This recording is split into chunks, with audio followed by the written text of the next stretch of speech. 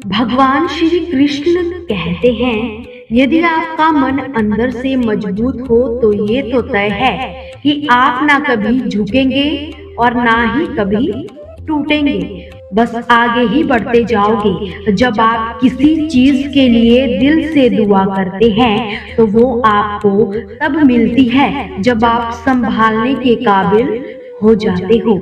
जैसे कि सफलता।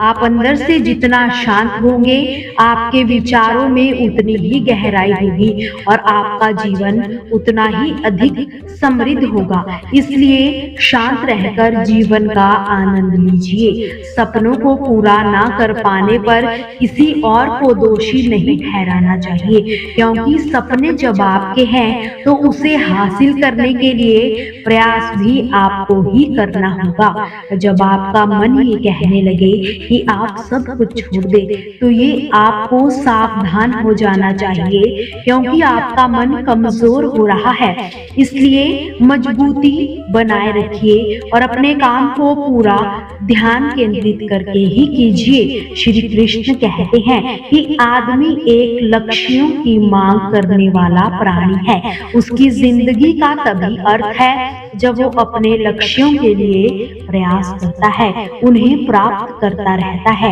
एक व्यक्ति को आगे बढ़ने के लिए उसे हर संभव तरीके का प्रयास अवश्य करना चाहिए। ऐसा कभी भी संदेह नहीं करना चाहिए कि कोई आपके रास्ते की रुकावट बन रहा है। जीवन में अपनी वर्तमान स्थिति के बारे में शिकायत करना तो बेकार है। उसकी बजाय उससे ऊपर उठकर कुछ बेहतर कीजिए। अमीर और गरीब में बस यही अंतर है कि आप अपने समय का एकमात्र इस्तेमाल करते हैं।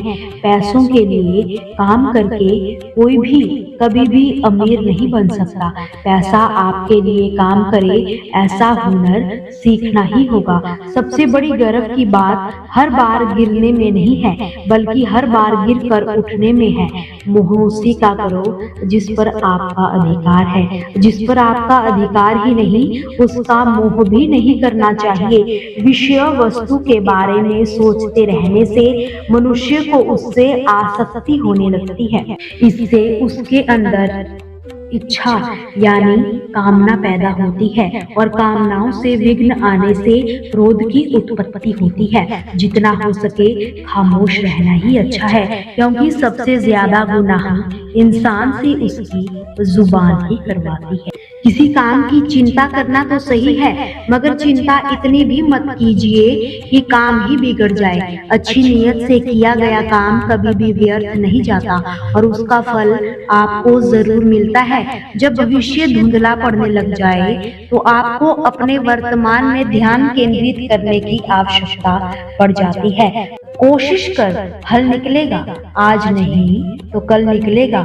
जीवन की सबसे बड़ी गलती वही होती है जिससे हम कुछ सीख नहीं पाते। जब हमारा मन कमजोर होता है तब परिस्थितियां समस्या बन जाती है, लेकिन जब मन स्थिर होता है तब परिस्थितियां चुनौती बन जाती है। मनुष्य की मानवता उसी वक्त नष्ट हो जाती है जब उसे दूसरों के दुखों पर हंसी आने लगती है। समय यही सिखाता है कि जिंदगी किसी का भी इंतजार नहीं करती, ना ही किसी के लिए रुक सकती है। मनुष्य यदि अपनी गलतियों से कुछ सीखता है तो वो गलतियां सीढ़ियां है, और नहीं सीखता है तो वो गलतियां सागर है। निर्णय आपका है, चढ़ना है या फिर डूबना है। समस्या इतनी ताकतवर नहीं होती जितना हम उन्हें मान लेते हैं। कभी सुना है कि अंधेरे ने सुबह ही नहीं होने दी। गलतियां ढूंढना गलत नहीं, बस शुरुआत खुद से ही होनी चाहिए। जरूरी नहीं हर बार आपके शब्दों को ही समझा जाए, इसलिए कभी कभी चुप रहना ही बेहतर माना जाता है।